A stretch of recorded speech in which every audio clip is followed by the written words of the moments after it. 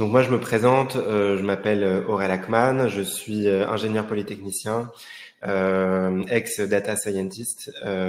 J'ai travaillé en cabinet de conseil pendant 3 ans avant d'arrêter et de me consacrer davantage à l'accompagnement humain en devenant coach professionnel. Et donc j'ai monté une entreprise qui s'appelle Micromegas et qui vise à démocratiser le coaching professionnel auprès des middle managers. Bon, puisqu'on parle de CNV, il faut que je commence par ça. C'est qu'au-delà de cette présentation très formelle, je suis évidemment super content d'être là, d'être avec vous, même si j'ai un peu de frustration de ne pas vous voir, de parler tout seul devant mon ordinateur. J'ai un peu d'appréhension parce que je sais que la CNV, c'est un sujet qui peut être clivant, dont on a beaucoup sur lequel on a beaucoup de fausses croyances. C'est un vrai challenge aussi d'en parler pendant une demi-heure ou 45 minutes parce que c'est un sujet très très dense. Donc j'ai fait des choix. Voilà. Donc j'espère que ça vous plaira. Voilà, c'est un peu tout ça qui se joue en moi aujourd'hui et j'en parle parce que la CNV c'est pas quelque chose de mental, c'est quelque chose qui se vit et donc cette première introduction, on va dire plus authentique qu'une présentation simplement formelle de mon statut, c'est aussi honorer la CNV. La première chose que j'ai envie de voir avec vous, c'est parce que je sais que vous avez déjà parlé de la CNV récemment, c'est ce que vous savez sur la CNV aujourd'hui. Vous pouvez parler dans le chat, ça me permettra aussi de voir, de calibrer un peu mon intervention. J'ai pas appris par cœur que c'est cher. J'imagine que tu parles des formations, Emmanuel. Ouais.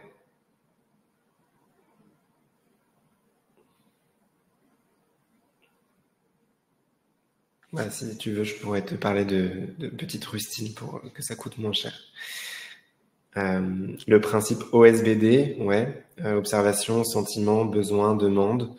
Je ne sais pas s'il y a d'autres personnes ici qui sont familières avec ça.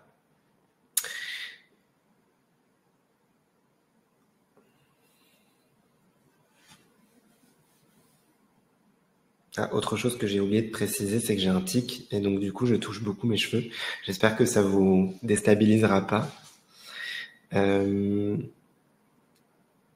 La formulation positive, éviter le non, ce qui est assez contre-intuitif quand on parle de communication non violente, mais c'est tout à fait juste. La plupart du temps, essayer d'éviter les formulations négatives. Oui, toute la journée et tous les jours, et même parfois la nuit. Parler d'abord de soi, oui, ça en fait partie. Super. Donc effectivement, il y a beaucoup de choses qui ont été dites et en fait, ça me conforte dans cette idée que la CNV, j'ai souvent du mal à la nommer.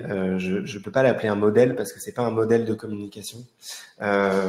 C'est plutôt un processus tel que décrite par Marshall Rosenberg qui l'a formalisé. C'est un processus très riche, très dense qui permet de faire beaucoup de choses. Et donc, il y a plein d'angles sous lesquels l'aborder. Très généralement, on l'aborde à travers le prisme OSBD, observation, sentiment, besoin, demande. Vous allez probablement le voir en filigrane de ma présentation, mais aujourd'hui, j'ai choisi de ne pas l'aborder sous ce prisme-là, parce que pour moi, il y a 3 notions essentielles à la communication non violente, en particulier quand on aborde tout ce qui est dynamique des conflits, qui est négligé dans la manière qu'on a de les décrire, peut-être parce qu'on les considère évidentes. Et donc c'est sur ça que j'ai eu envie de faire le focus. Donc j'espère que vous apprendrez des choses pendant cette présentation. Je vais vous partager l'écran. Tac.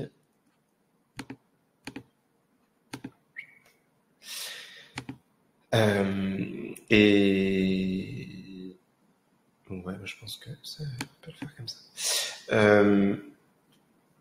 Donc Clément, tu me dis s'il y a des réactions, parce qu'à partir de maintenant, je ne vous vois plus, donc je suis littéralement, je suis officiellement seul dans mon tunnel. Pour commencer, enfin, pour cette introduction à la CNV, je voulais partir d'un paradoxe qui est que la CNV n'a pas fait disparaître les conflits de ma vie. Et j'ai envie de dire heureusement, et je reviendrai au fur et à mesure sur ce paradoxe pour mieux le comprendre. J'ai commencé à travailler avec la CNV il y a 3 ans.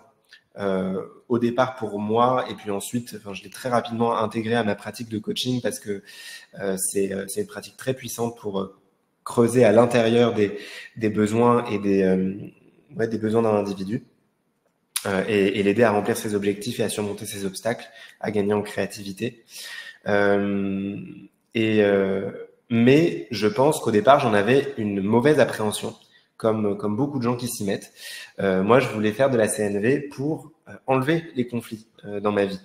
Voilà, je voulais apaiser tous les conflits autour de moi. Résultat des courses, aujourd'hui, j'en ai beaucoup plus qu'avant. C'est a priori paradoxal, et donc voilà, c'est le point de départ de cette présentation, de cette introduction auprès de vous. Avant de rentrer dans le vif du sujet, je voulais vous proposer d'atterrir. Ça fait 9 minutes que je parle.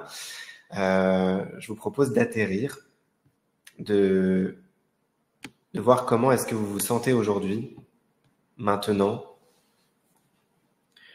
Peut-être de fermer les yeux si c'est confortable pour vous. De voir où est-ce que vous en êtes dans votre journée. Qu'est-ce qui est présent? Qu'est-ce qui est présent dans votre tête? Des pensées? Ça peut être des jugements. Ça peut être des jugements sur moi. Ça peut être des jugements sur vous. De regarder toutes ces pensées, de les observer.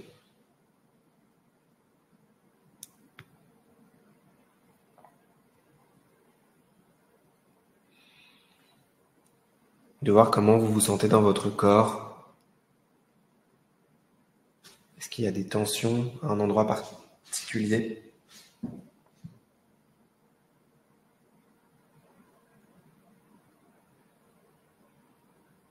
De faire rapidement un scan corporel pour voir s'il y a des choses présentes dans le corps auxquelles vous ne prêtiez peut-être pas attention la minute d'avant.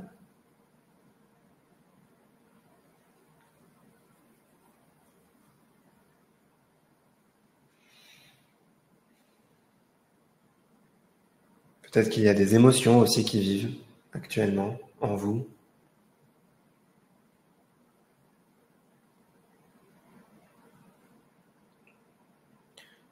Un bon indicateur, c'est notre respiration. Voir comment est-ce que vous respirez, là, tout de suite.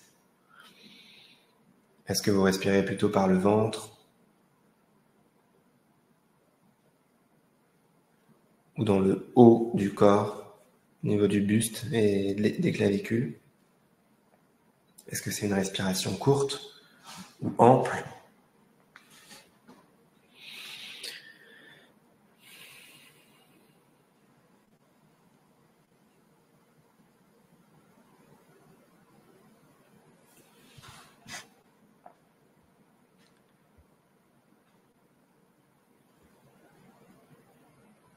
Et quand vous le souhaitez, vous pouvez revenir parmi nous. Bonsoir Laurent. Je reprends le fil de ma présentation. Comme je vous le disais, il y a des notions clés que je trouve escamotées souvent, ceci est un jugement, dans les sessions de présentation à la CNV. Et donc, j'ai considéré ça comme une opportunité pour vous faire appréhender la CNV d'une autre manière. La première des notions, elle est assez simple à appréhender. Ça s'appelle l'expression et c'est globalement vous qui parlez. Par exemple, là, je suis en mode expression. Quand vous êtes dans une conversation avec un ami, généralement, vous êtes en mode expression pendant que la personne en face ne parle pas, et puis ensuite l'autre passe en mode expression, etc. Et puis c'est ce qui crée une conversation. Une conversation plus ou moins productive, qui avance plus ou moins, qui est plus ou moins conflictuelle, mais en tout cas, voilà. Ça, c'est le côté expression. Le deuxième mode, c'est le mode de la connexion à soi.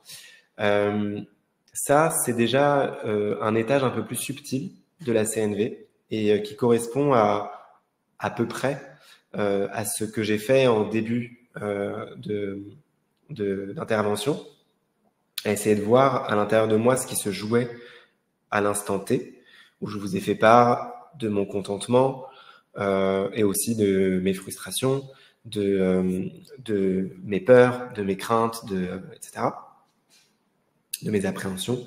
C'est ce que j'ai proposé, c'est ce que j'ai proposé d'ouvrir aussi au cours des 6 dernières minutes qui s'apparentent un peu à de la méditation, mais en l'occurrence, ici, je préfère l'appeler de la connexion à soi.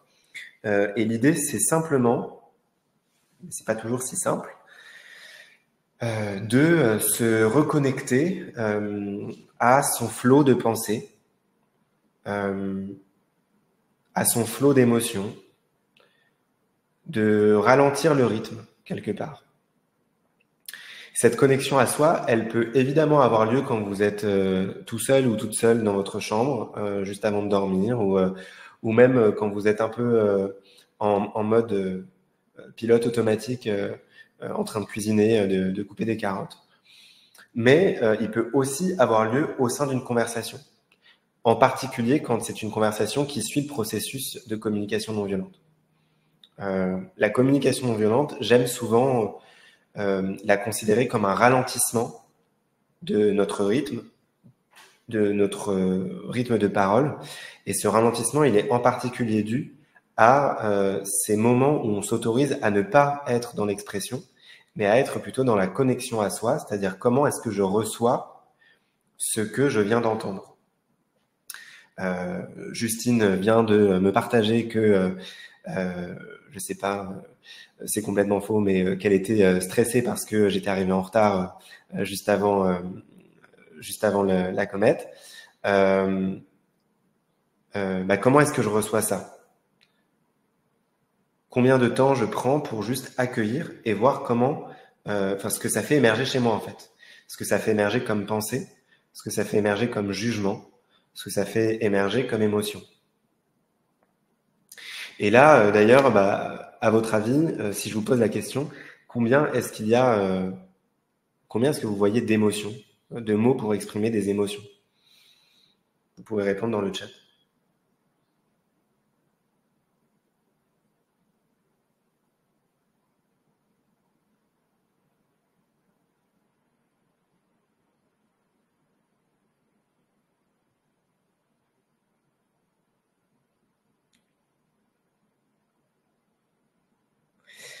Je vois qu'on a des références cinématographiques qui viennent. Effectivement, les personnages de Vice Versa.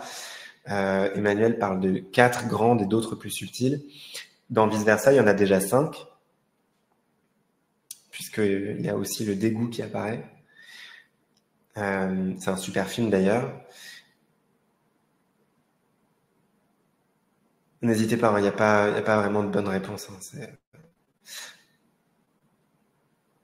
C'est un lucky guess, quoi. Joie, tristesse, peur, colère. Ouais, donc ça c'est probablement les 4 grandes qu'Emmanuel évoquait. 6 émotions de base, 4 grandes et puis les croisements. Yes. la roue des émotions. Donc effectivement, après, ça c'est un outil qui permet ensuite de croiser les émotions. En fait, moi, je suis un grand partisan de ça. Alors, je vais vous montrer quelques émotions parce qu'en fait, les émotions, encore une fois, c'est quand on essaye de poser des mots sur des émotions, on essaye déjà de les analyser. Et donc, on tombe déjà dans une contradiction de quelque chose qui se vit, qui est une émotion, et de quelque chose qui essaye d'analyser un vécu et qui est nécessairement un peu plus tronqué. Néanmoins, on peut poser des termes de plus en plus subtils sur les émotions, et c'est un peu ce qui se dit, ce qu'a partagé Clément, ce qu'a partagé Lou, etc. Donc en fait, il n'y a pas de vraie réponse à cette question. À combien est-ce qu'il y a d'émotions? J'essaye de me dépatouiller avec ça. Voilà. Néanmoins, ce que je peux vous partager, c'est ça. Voilà. Là, on a plein d'émotions, de sentiments, de sensations. Je les ai pas comptés, mais il doit y en avoir une soixantaine. Et en fait, moi, je suis assez partisan de ça, et la CNV met vraiment l'accent là-dessus. C'est l'idée de développer un vocabulaire émotionnel, parce que le langage forme la pensée, et que le fait d'avoir des mots pour décrire des nuances subtiles d'émotions, ça ne veut pas dire qu'on ne peut pas les vivre sinon. Ça veut juste dire que c'est juste une aide pour les conscientiser. Et donc, dans ces moments de connexion à soi, l'idée, c'est de pouvoir poser des mots de plus en plus fins sur comment est-ce qu'on se sent, de sorte à poser plus de conscience sur notre état du moment, et pour les plus rationnels d'entre nous, et je m'inclus un peu dedans, de pouvoir faire des analyses plus fines de notre état émotionnel. Moi, mon grand credo en tant qu'ancien data scientist, c'est de dire que les émotions ne sont pas un bruit de notre environnement, ne sont pas un bruit de notre paysage intérieur. Ce sont des données qu'il faut prendre en compte et qui nous permettent de construire le meilleur algorithme possible pour répondre à notre environnement. J'espère que cette analogie parlera à certains. Et puis derrière ces sentiments, il y a la notion de besoin sur laquelle je vais très rapidement passer, parce que c'est pas le cœur de mon sujet aujourd'hui, mais qui est pourtant crucial dans cette notion de CNV. C'est l'idée de dire que je vous disais que les émotions étaient des données. Mais en fait, les émotions, c'est vraiment cette idée d'un tableau de bord, comme on peut le voir dans Vice Versa, sauf que c'est des signaux positifs, agréables ou désagréables, et donc des signaux qui nous permettent de voir si on a des besoins qui sont comblés ou pas comblés. Si on est dans une carence de besoins, de besoins à nourrir ou pas. D'où l'intérêt des émotions, et c'est ça qui est au cœur du paradigme du processus de la CNV. Et donc les besoins, en fait, c'est un peu comme les émotions, on va dire qu'il y en a 9 qui sont canoniques, et dans ces 9 canoniques, il y a des besoins plus précis. Et encore une fois, poser des mots sur ces besoins, ça permet d'arriver à une compréhension plus fine de ce qui se joue à l'intérieur de nous et de ce qui se joue dans nos relations. C'est tout le but de la CNV. Le troisième axe, donc je parlais d'abord de l'expression, côté facile, de la connexion à soi, le côté un peu plus subtil, et puis le troisième, c'est l'écoute empathique. Et alors pour parler de l'écoute empathique, justement, je vous propose de voir une vidéo de Vice Versa, parce que en fait, il y a tout dans ce moment.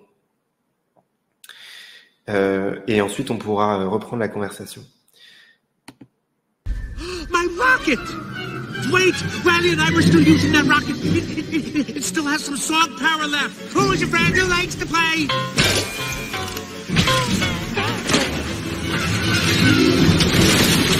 No! You can't take my rocket to the top! Riley and I are going to the moon!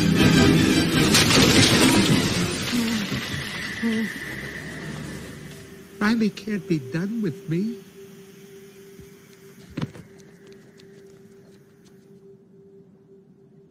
Hey, it's gonna be okay. We can fix this. We just need to get back to headquarters. Which way to the train station? I had a whole trip planned for us. Hey, who's ticklish, huh? Here comes the tickle monster. Hey, Bing Bong, look at this. Oh, here's a fun game. You point to the train station and we all go there. Won't that be fun? Come on, let's go to the train station. I'm sorry they took your rocket. They took something that you loved. It's gone. Forever. Sadness. Don't make him feel worse. Sorry. It's all I had left of Riley. I bet you and Riley had great adventures. Oh, they were wonderful. Once we flew back in time, we had breakfast twice that day. Sadness. It sounds amazing. I bet Riley liked it. Oh, she did. We were best friends. Yeah, it's sad.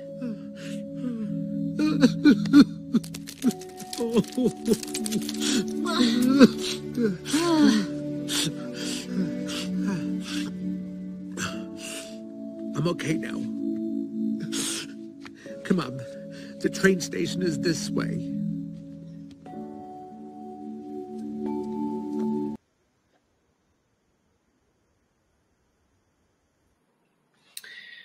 Voilà, et juste après, ce qui se passe, c'est que la joie va voir la tristesse en lui demandant « mais comment est-ce que tu as fait ça ?»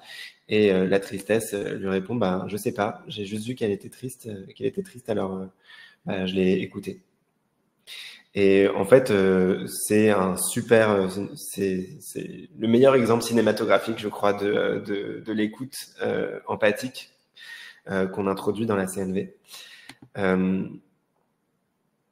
Et salut Frédéric. Et l'écoute empathique, en fait, c'est vraiment central dans la CNV. C'est pour ça que ça compte beaucoup pour moi d'en parler. Moi, cet extrait m'émeut toujours beaucoup. J'ai encore failli pleurer. Mais donc voilà, c'est juste dire aux gens qu'on les comprend. Alors justement, je profite de la question de Maude pour voir ensemble, pour répondre par la négative, enfin pour prendre le contre-pied et dire vous demander quels peuvent être les obstacles à une écoute empathique que vous avez pu voir dans l'extrait ou que vous pouvez vivre dans votre vie personnelle, professionnelle. Ne pas se réussir à se mettre à la place de l'autre.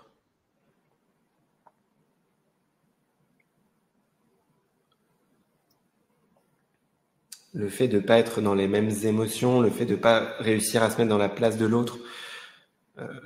Là, c'est effectivement un truc qu'on peut voir avec Joie qui veut absolument lui faire vivre de la joie. Et en fait, elle est un peu à côté de la plaque.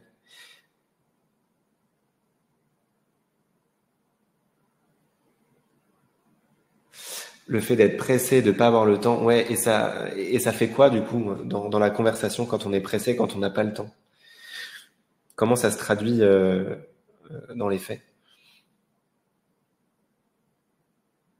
Ça, c'est ce qui va expliquer effectivement qu'on puisse ne pas être dans une écoute totale et empathique, mais comment ça va se traduire? Ouais, on a envie de finir l'échange rapidement. C'est vrai qu'une écoute, ça peut prendre un peu plus de temps. Bon, là, pour les besoins cinématographiques, ça a duré à peu près 15 secondes, mais dans la vraie vie, c'est plus long.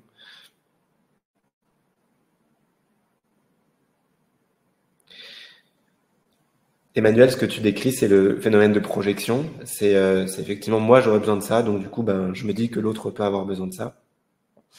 Maud nous dit que ça peut rester superficiel. C'est encore un peu flou pour moi, j'avoue, cette notion de superficiel. Si tu peux en dire plus, Maud, même si je sais que c'est difficile par un clavier interposé. En attendant, il y a Elisa qui parle du fait d'être centré dans la résolution de problèmes plutôt que dans la compréhension des émotions. Effectivement, le fait de vouloir chercher à tout prix à résoudre le problème, ce qui est un peu ce que fait Joy, c'est en fait pas de l'écoute, on est plutôt dans une posture de conseil et on voit comment l'autre réagit.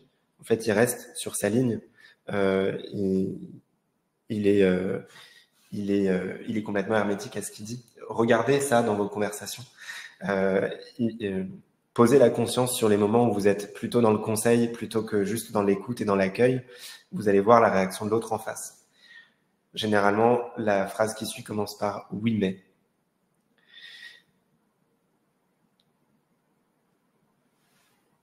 Accueillir l'émotion de l'autre. Oui. La théorie, c'est ça, c'est d'accueillir l'émotion de l'autre. Et en fait, donc voilà, on a un peu élaboré autour de tout ce qui constitue des obstacles à l'écoute. Donc il va y avoir la projection, il va y avoir le fait de faire du conseil, il va y avoir le fait de ramener à soi. Donc ramener à soi, ça aurait pu être par exemple ah ouais, t'as perdu ta fusée, bah c'est comme moi, ça me rappelle le moment où j'ai perdu mon portable et franchement j'étais super vénère.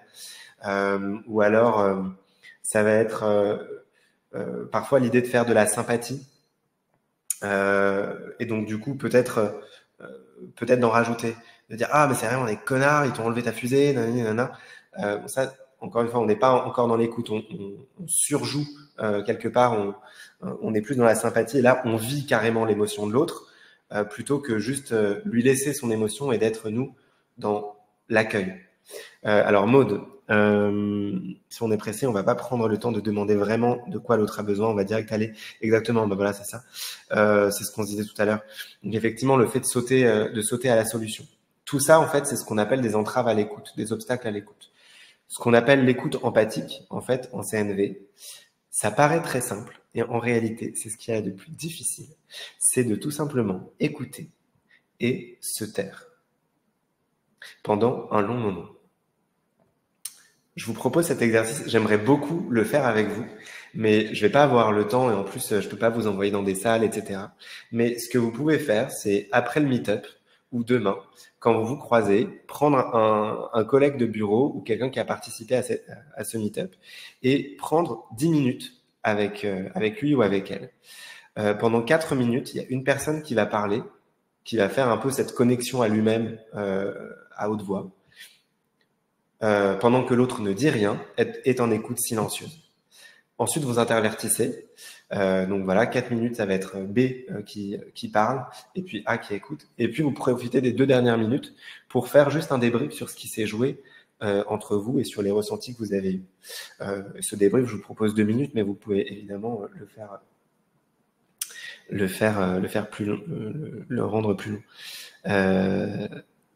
Alors Laurent nous partage en toute vulnérabilité que c'est dur pour lui de se taire et Laurent, je crois que tu n'es vraiment pas le seul. C'est assez humain. On est dans une culture qui appelle la réponse, qui appelle le fait de vouloir dire quelque chose d'intelligent. C'est peut-être notre côté éternel premier de la classe ou premier de la classe frustré. Et on parle beaucoup de communication, de prise de parole, mais en fait, je ne sais plus si c'est Aristote ou Platon, mais disait il y a déjà assez longtemps, c'est que dans la communication, il y a effectivement le fait de savoir prendre la parole, mais il y a aussi le fait de savoir écouter.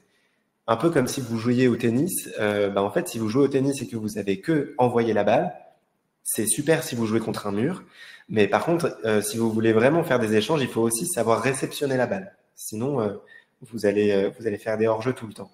Et c'est vraiment ça qui se joue dans une conversation en mode CNV. Donc l'écoute est vraiment centrale et la CNV, au-delà de la fausse croyance qu'on peut en avoir d'une communication hyper lisse, hyper niaiseuse, dans laquelle on va tous parler comme ça et dire est-ce que c'est ok pour toi, voilà, machin. Au-delà de cette vision qu'on peut avoir très réductrice, c'est plutôt une communication que j'appellerais consciente et qui est centrée sur l'écoute de ses propres besoins, ça c'est le côté connexion à soi, et des besoins de l'autre, et ça, c'est l'écoute empathique. Aristote, merci Emmanuel d'éclairer ma lanterne.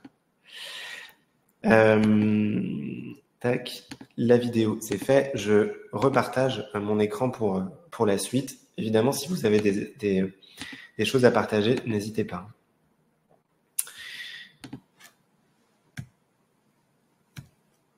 Alors, j'en viens maintenant au conflit et au problème dans un conflit. C'est quoi le problème dans un conflit? En fait, si j'utilise le paradigme CNV pour définir un conflit, c'est que les deux personnes sont en mode expression. Vous vous rappelez, il y a l'expression, la connexion à soi et l'écoute. En fait, dans un conflit, c'est comme si les deux personnes étaient en mode expression. Pour schématiser, je vais réenlever cette présentation et je vais demander à Justine de monter sur la scène pour jouer à un jeu avec moi. Je suis là. Super. Donc on va être en conflit avec Justine. Je vais jouer le rôle de son conjoint. Et on a du mal à se mettre d'accord pour les tâches ménagères, en particulier pour savoir qui va débarrasser la table ce soir.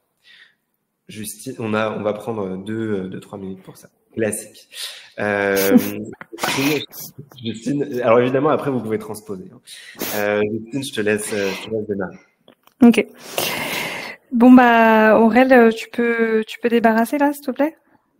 Ah non, franchement, ça me saoule, je suis crevé là.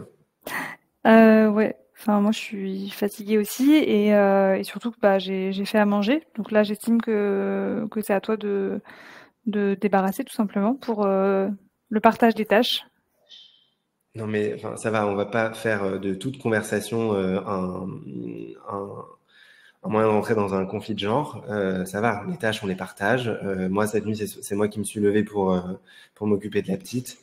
Donc c'est bon, t'as fait à manger. Ben, merci beaucoup. Là, vraiment, ça me saoule de débarrasser, quoi. En plus, j'ai rien à faire, je suis crevé. Oui, bah écoute, moi aussi je suis épuisée et puis bon bah je pars du principe que c'est moi qui t'ai posé la question en premier, donc voilà, là c'est à toi. Enfin voilà quoi. Si je te l'ai demandé, c'est que tu te doutes bien que j'avais pas envie de le faire là maintenant. Et si je reviens sur l'idée du partage des tâches, je trouve ça. Alors, sous prétexte que c'est toi qui me l'as demandé en premier, donc du coup c'est hyper puéril. Enfin, tu te rends compte à quel point c'est puéril. Enfin, c'est ridicule. Je peux pas juste faire quelque chose sous prétexte que c'est toi qui l'as demandé en premier. Enfin, dans ce cas-là, vas-y, va sortir les poubelles. Du coup, c'est moi qui t'ai demandé en premier. Non, mais je pars du principe que si je te l'ai demandé, c'est que je trouvais ça équitable, sachant que j'ai fait à manger et que, enfin voilà, je suis fatiguée. Tu le sais très bien. Tu t'es levé cette nuit, mais je le. Fait à manger, c'est incroyable. Enfin... Bah. Si, c'est hyper important qu'on partage les tâches et t'as beau dire qu'elles sont partagées, selon moi, elles sont pas vraiment partagées. Et donc là, exemple typique, bah voilà, là, pour moi, c'est un exemple parfait de partage des tâches. J'ai fait à manger, tu débarrasses. Je pense que ça sera très bien comme ça. Et de toute façon, là, je ne débarrasserai pas, en fait. Ok, bah tu sais quoi, débarrasse pas. Moi, je vais me coucher. Et on s'en reparle demain matin. Voilà, bon, temps mort. Je sais pas quand. Voilà. Je sais pas depuis combien de temps on est ensemble, mais. Ça va pas en tout cas dans le couple là. Voilà. Bon, donc ça c'est effectivement un classique, comme nous disait Laurent, les tâches ménagères. Mais effectivement, vous pouvez transposer à un discours de bureau, et c'est pas parce que le discours est plus lisse en glissant des merci de m'envoyer ce mail au plus tôt ou ce genre de choses que ça le rend moins violent. Ça peut être une communication non violente, mais utilisée avec du passif agressif. Donc voilà, vous pouvez transposer à tout ça. On va faire une brève analyse ensuite de ce conflit, mais l'idée, en tout cas, ce que je voulais voir dans un premier temps, ouais, merci d'eux, c'est un peu l'enfer, c'est complètement contre-productif. Donc donc, ce sur quoi je voulais mettre l'accent dans un premier temps, c'est que dans un conflit, les deux personnes sont en mode expression. Ce que ça donne, c'est que, évidemment, s'il y a les deux personnes qui sont en train de parler, il y a personne qui est en train d'écouter, ni de s'écouter, ni d'écouter l'autre, ni d'écouter ses propres besoins. Et donc, ce que ça donne, c'est non, mais en fait, c'est moi qui t'ai demandé en premier. Oui, mais attends, c'est complètement puéril. Et donc, en fait, là, on est complètement dans des réactions épidermiques qui font que on joue au ping-pong de manière très très rapide, sans que jamais personne ne prenne la peine d'écouter ce qui est dit au-delà des mots, d'écouter ce qui est dit en fait avec les intentions et avec et justement en termes d'émotions et en termes de besoins.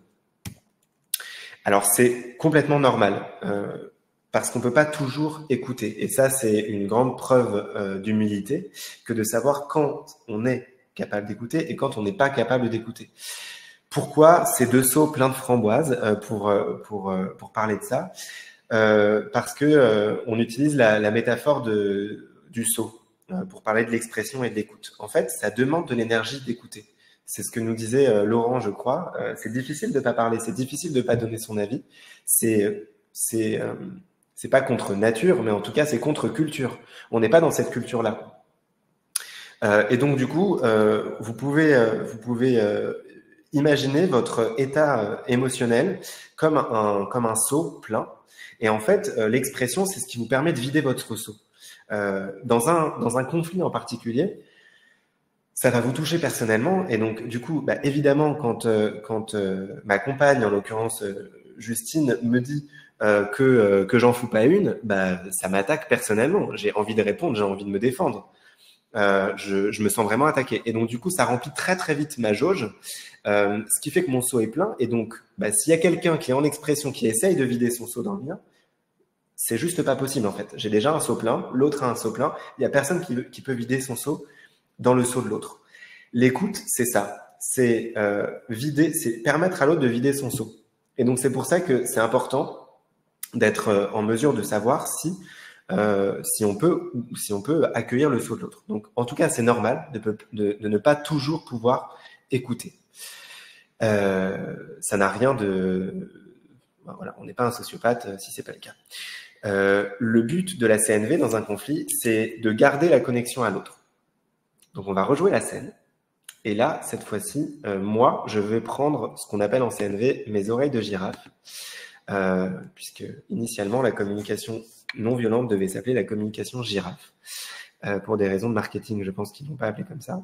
Mais donc, du coup, Justine, on reprend ça, et on reprend notre conflit, et moi, je prends mes oreilles de girafe. C'est parti. Très bien. Aurel, tu peux débarrasser, s'il te plaît? Ah, t'as vraiment envie que je débarrasse là? Ouais, là, franchement, je suis crevée, j'ai fait à manger. Enfin, là, j'estime que c'est à toi de débarrasser, quoi. Ouais, t'es super crevé. En plus, c'est toi qui as fait à manger aujourd'hui. Donc, pour toi, ce serait juste que je débarrasse. Ce serait juste que je débarrasse maintenant, quoi. Ouais. C'est comme si tu avais un besoin de coopération. Ouais, là, je suis crevée, franchement. J'estime que je fais beaucoup et que, ce serait bien qu'il y ait un partage des tâches. Donc là, j'ai fait à manger. Donc, là, c'est à toi de débarrasser, quoi.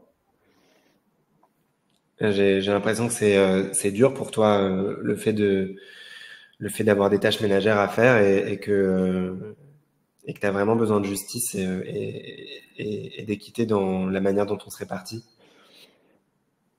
Ouais, exactement. Exactement. Et là, je trouve qu'il n'y en a pas forcément. Donc ouais, là, c'est important pour moi qu'il y ait plus de partage et que tu débarrasses, quoi. Ouais. Donc, du coup, ça passerait par le fait que je débarrasse maintenant.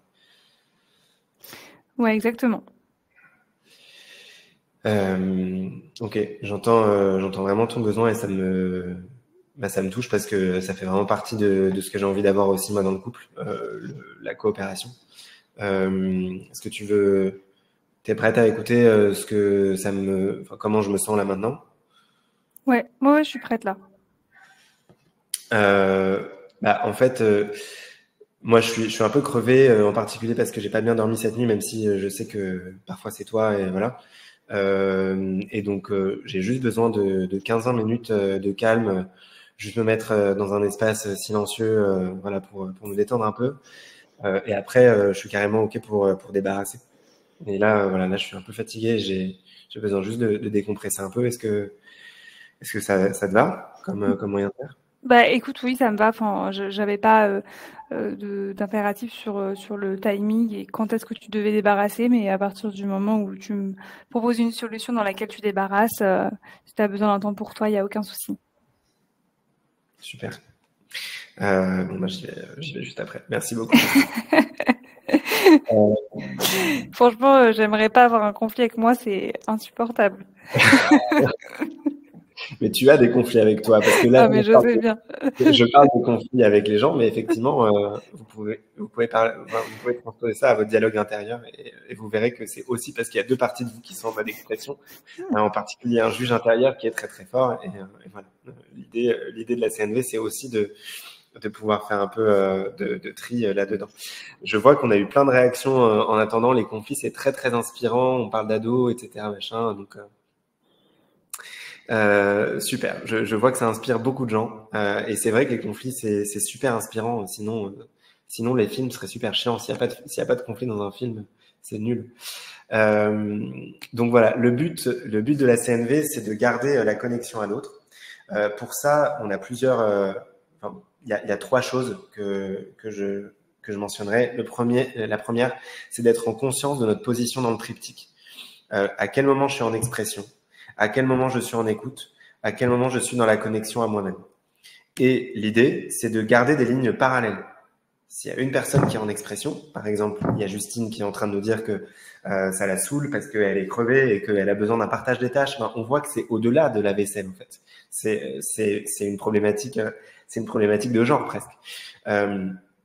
Donc, quand il y a Justine qui est dans l'expression, moi, j'essaye au maximum d'être dans l'écoute. L'écoute, ça passe par le fait d'écouter silencieusement pendant qu'elle parle, évidemment de ne pas interrompre. Ça passe par la reformulation parce que ça va permettre à l'autre d'aller un peu plus loin et donc du coup de creuser jusqu'au besoin, etc., etc. Tout ça, ça prend.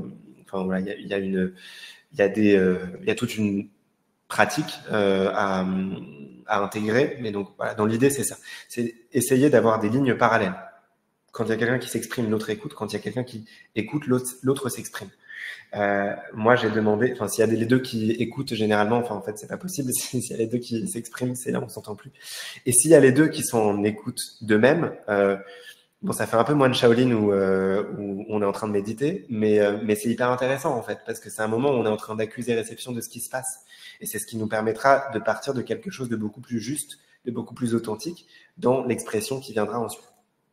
Donc ça, c'est le premier point. Le deuxième, c'est l'histoire des sauts, c'est s'assurer qu'on est émotionnellement disponible. Et ça veut dire que parfois, ça peut amener à refuser un conflit. Peut-être que je peux dire, écoute, je comprends que c'est important pour toi, mais là, je me sens pas émotionnellement disponible pour aborder le sujet maintenant. Est-ce qu'on peut en parler demain? C'est peut-être que ce sera pas bien accepté en face, mais c'est encore une fois faire preuve d'humilité sur le fait que là tout de suite je suis pas prêt à assumer un conflit et plutôt que d'éviter, plutôt que ça dégénère, voilà, je le dis comme ça, demain je pourrais l'aborder de manière plus sereine. Ça généralement c'est quelque chose j'ai l'impression qu'on peut facilement adapter au bureau, quoi, de dire bon écoute, on en parle demain à tête reposée, etc. Et puis le troisième point, alors ça c'est peut-être un peu conceptuel, mais je voulais quand même vous le présenter. C'est ce qu'on appelle une piste de danse dans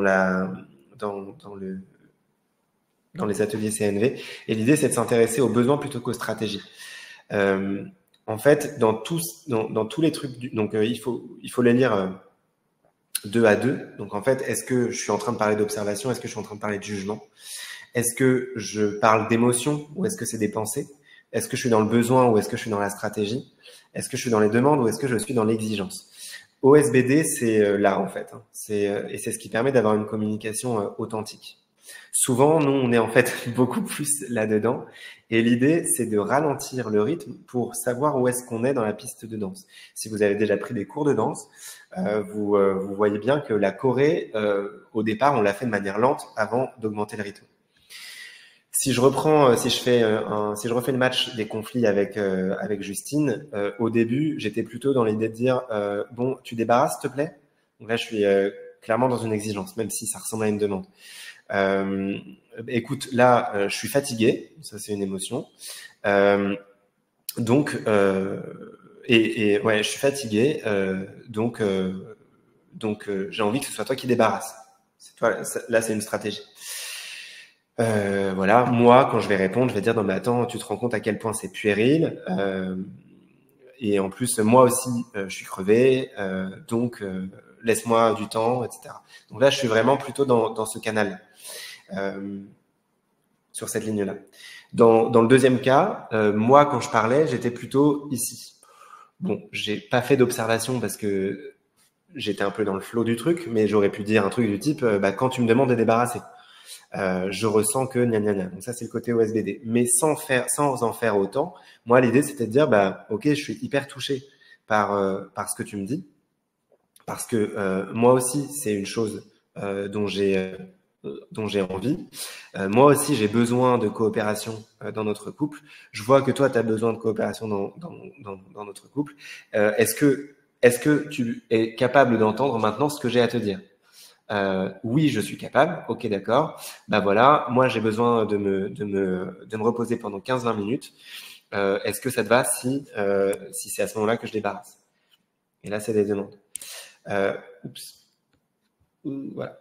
Donc du coup, c'était juste pour vous montrer un peu la piste de danse. Et c'est un jeu que vous pouvez faire avec vous-même. Vous pouvez partir d'à peu près n'importe quel jugement et voir ce que ça fait émerger comme flot de pensée chez vous et voir ce qui correspond à des observations, des pensées, des émotions, des stratégies, des besoins. Et puis pourquoi pas, si vous parlez à quelqu'un d'autre, des exigences et des demandes. Alors, bah, du coup, résolvons le paradoxe. Pourquoi est-ce que ça a augmenté le nombre de conflits que j'ai actuellement? Moi, je vois plusieurs hypothèses. La première, c'est que, étant davantage conscient de mes besoins, je les affirme davantage. Et ça, bah, ça plaît ou ça plaît pas. C'est pour ça que je vous disais que la communication non violente, c'est pas une communication carpette où je m'aplatis complètement devant les demandes de l'autre. C'est plutôt justement une communication où je suis authentique avec moi-même et avec l'autre. Je vise la pleine conscience de ma communication et donc du coup, je suis conscient de mes besoins et de me dire bon bah en fait là, ce truc-là, ça nourrit mon besoin, ça ne me nourrit pas. Je préférerais que ce soit fait autrement, etc., etc. Donc nécessairement, ben en face, étant donné que moi j'étais quelqu'un qui était plutôt à dire oui à tout et un grand pleaser, voilà, ça peut augmenter mon nombre de conflits. Heureusement, j'ai des outils pour les rendre constructifs, ces conflits. Donc, en particulier, ben voilà, hein, l'écoute, c'est le principal outil. Et franchement, si vous ne devez retenir qu'une seule chose, c'est ça. Et puis, mais la promesse de la CNV, c'est en fait pas d'annihiler les conflits. C'est plutôt de vivre des échanges authentiques avec les autres et avec soi-même. Et alors après, il faut voir si c'est de ça qu'on a envie, en fait. Est-ce qu'on a envie d'avoir des échanges authentiques avec les autres ou avec soi-même? Enfin, avec soi-même, d'ailleurs, oui, la question vaut aussi. Au sens où peut-être que c'est complètement OK avec ma boulangère de ne pas avoir un échange authentique parce que de toute façon, j'ai pas envie de creuser spécialement la relation et donc du coup, je vais être dans un truc assez superficiel et je vais pas être dans le quand je vois que tu me rends pas la monnaie rapidement, etc., etc. Je suis pas obligé d'utiliser la communication non violente tout le temps. Par contre, si je veux avoir des relations authentiques avec des gens, et c'est une vraie question que je dois me poser, sincèrement, ben là, la CNV, c'est un bon outil. C'est un bon outil. Voilà, je vois que je parle depuis à peu près 50 minutes maintenant. Donc, du coup, je vous laisse me poser vos questions. En tout cas, c'est hyper intéressant, du coup, Aurel, de pouvoir en savoir un peu plus, du coup, effectivement, sur la CNV et de voir un peu aussi par rapport à l'exemple que vous avez fait, du coup, avec Justine, comment est-ce qu'on peut interagir et comment est-ce qu'on peut justement prendre aussi en considération les besoins, en fait, de l'autre, justement, pour pouvoir comprendre mieux la situation et se mettre aussi à la place de l'autre.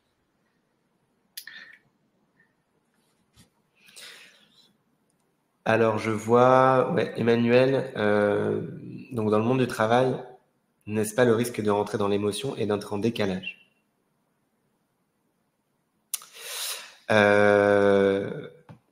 Bah, c'est la grande question que je me pose sur le monde du travail. Probablement, ça dépend des cultures d'entreprise. J'ai tendance à croire que ça change et j'œuvre activement pour que ça change parce qu'en fait, nous sommes des êtres émotionnels et que, encore une fois, l'émotion, c'est complètement rationnel en fait. Enfin, personne n'a pas d'émotion, à part des sociopathes, mais donc du coup ils sont rarement en entreprise. C'est complètement absurde de mettre une chape de plomb sur les émotions. Je suis vraiment dans le jugement là quand je parle. Je fais pas du tout de CNV par rapport à ta question. Donc du coup, est-ce que c'est le risque d'être en décalage? Je sens qu'il y a, enfin, je sens qu'il peut y avoir un malaise à aborder le sujet émotionnel, et donc dans ce cas-là. j'ai envie de te dire, parlons-en en privé. Je vais pas m'appesantir là-dessus et justement être dans le conseil. Je préférerais plutôt être dans l'écoute quelque part, Emmanuel, par rapport à ça. En tout cas, voilà, j'ose espérer que c'est quelque chose qui est en train de changer. C'est vu comme une faiblesse, qu'on trouve ça idiot ou non. À un moment donné, si on veut changer les choses, il va falloir changer quelque chose. Si on veut que les choses changent, il va falloir changer quelque chose. Donc voilà, moi je suis un grand idéaliste par rapport à ça. Mais c'est vrai que par rapport à certaines personnes, ce sera toujours vu comme une faiblesse et c'est dommage. Mais il y a des moyens de le contourner. Merci Audrey, merci du retour. On a Maud aussi qui nous pose une question te concernant un peu.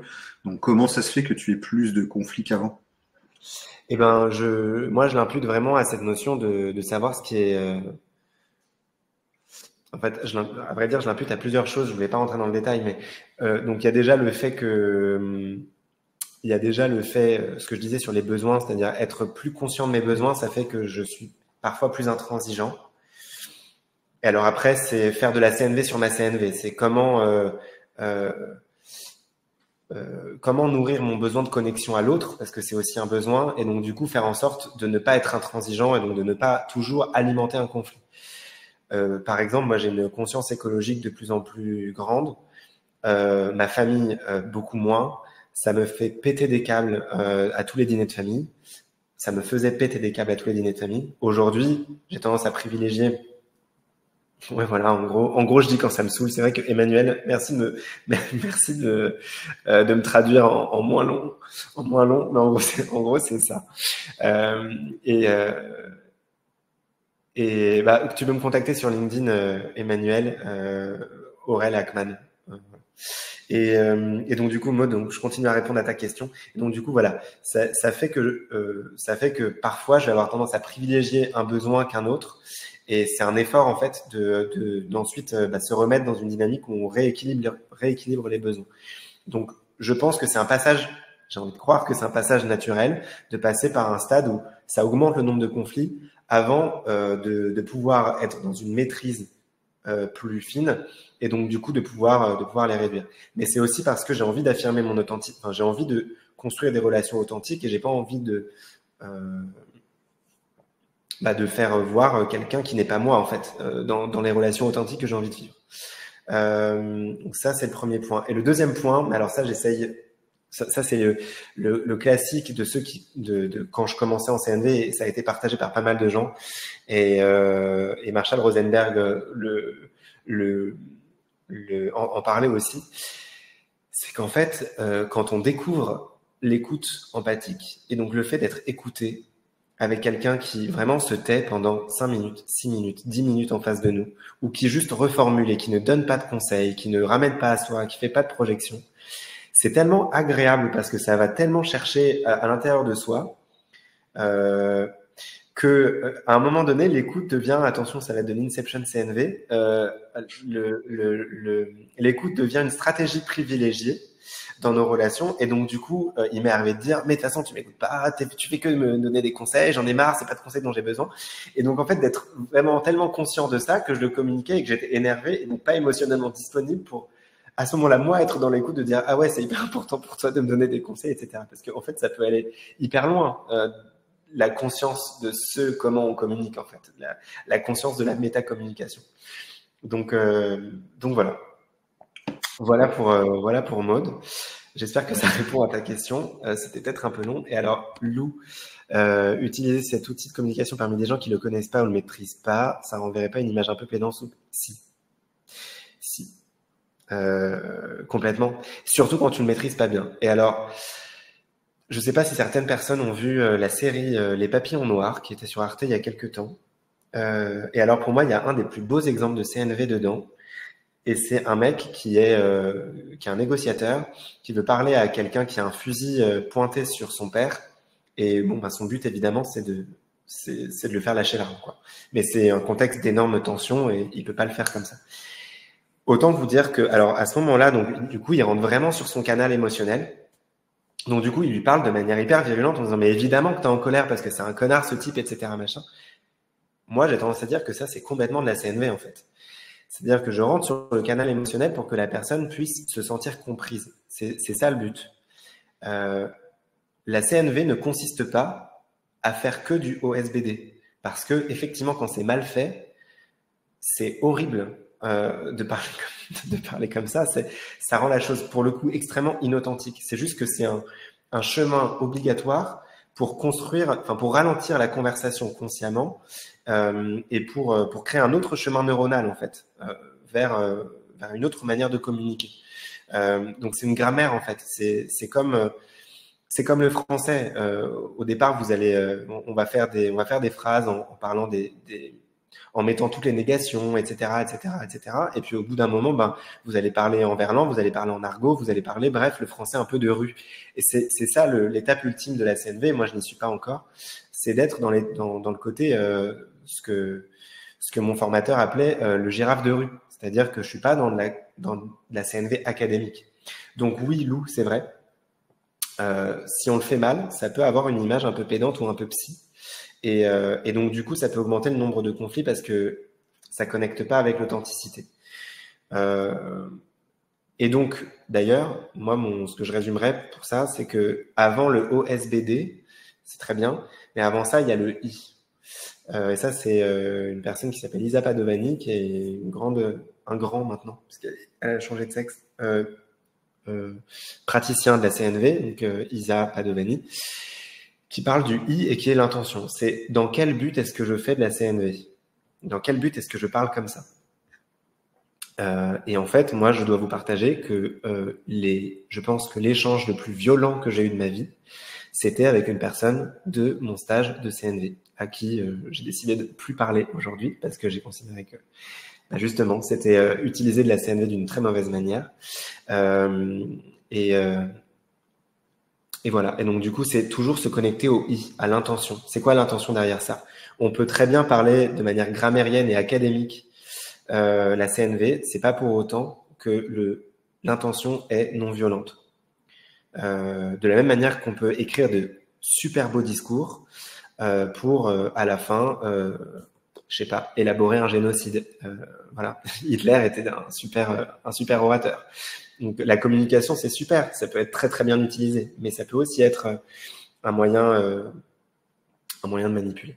Donc oui, c'est vrai, Lou. Et donc, tout le but, et j'espère avoir pu faire passer ça dans cette